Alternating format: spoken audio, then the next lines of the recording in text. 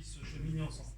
Voilà, alors c'est vrai que c'est plus facile d'être conservateur, parce qu'en gros il suffit de dire que ce qu'on a autour de soi c'est très bien, c'est figé, c'est parfait, ne touchons à rien.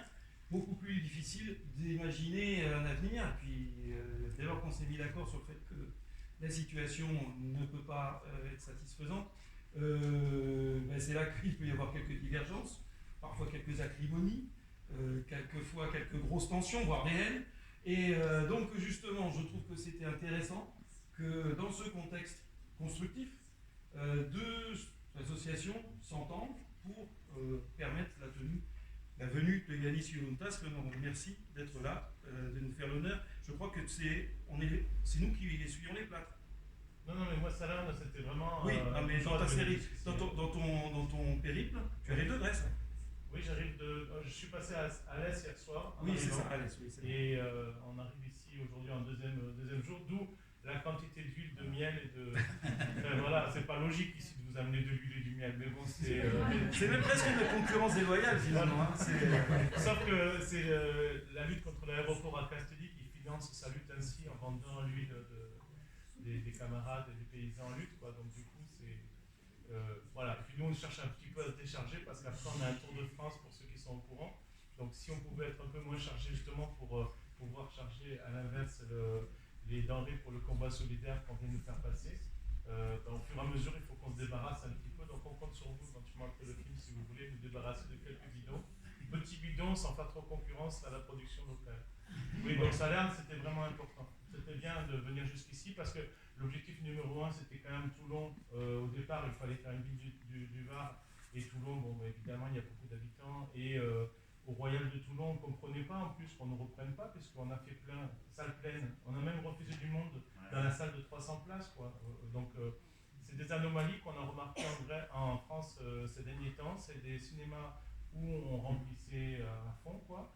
Et qui sont quand même des cinémas commerciaux, donc, et qui tout à coup nous disent ah ben non, finalement on ne peut pas vous prendre, alors qu'au départ en plus ils nous disent oui, mais finalement non. Donc on comprend très vite qu'il se passe des choses, et puis il y a des personnes sur place, des associations partenaires qui nous chuchotent qu'il y a des gens qui font pression, quoi, si vous voulez. Donc du coup sur Toulon ça a été compliqué, du coup il fallait chercher une autre salle. Évidemment Salerne pour nous ça faisait partie des grands souvenirs, des très bons souvenirs.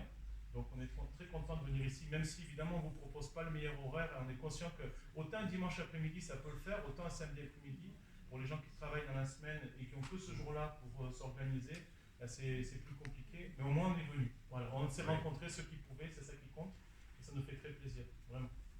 Donc merci à toutes et à tous d'être venus. Et puis je pense on va pouvoir lancer le film, on en parlera plutôt après, on va pas en parler avant bien sûr.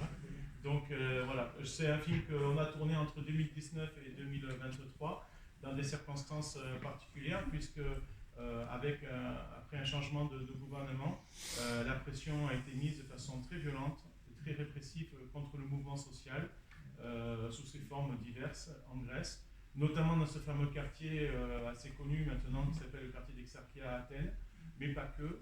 Et vous verrez que dans ce film, il y a différentes façons de s'organiser, différentes façons de penser les alternatives, différentes façons de penser l'avenir, sans désespérer, sans apathie, sans désespoir du tout. Puisque en fait, pour nous, on est dans une situation de crise écologique, crise sociale, crise politique, même crise démocratique, disent certains. Et donc dans ce contexte-là, on peut réfléchir ensemble, chacun et ensemble, à beaucoup de choses. C'est ce que vous propose le film. Dans le contexte actuel, il y a une certaine radicalité qui s'exprime en Grèce, qu'on remarque, qui est très forte. On n'a pas voulu la censurer, la limiter, la filtrer, on vous la donne brute de décoffrage, telle qu'elle se vit, telle qu'elle se pense, telle qu'elle se dit, dans la rue, dans les lieux, dans les discussions. Et puis aussi, vous verrez, à un moment donné, un moment qui nous touche beaucoup, c'est les plages de Paros. Peut-être que certains d'entre vous sont déjà allés en Grèce. Et en fait, en Grèce, un peu comme en Italie déjà depuis assez longtemps, on a un énorme problème de transformation des plages en marchandises all-inclusive qui prennent toute la place et qui empêchent l'accès et le repos sur ces plages, le calme aussi. Et c'est un mouvement d'initiatives complètement populaires, diverses, un peu comme les Gilets jaunes en France il y a quelques années, qui a pris l'initiative de dire stop, c'est pas possible, et qui a réussi durant l'été 2023, l'été qui vient de s'écouler, donc, à libérer la plupart des plages de cette île et aussi à donner l'envie à d'autres sur d'autres îles de faire la même chose.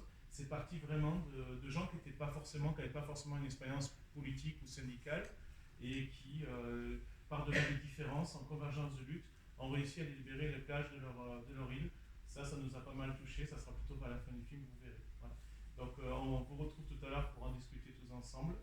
Et merci de nous débarrasser de quelques bidons d'huile tout à l'heure.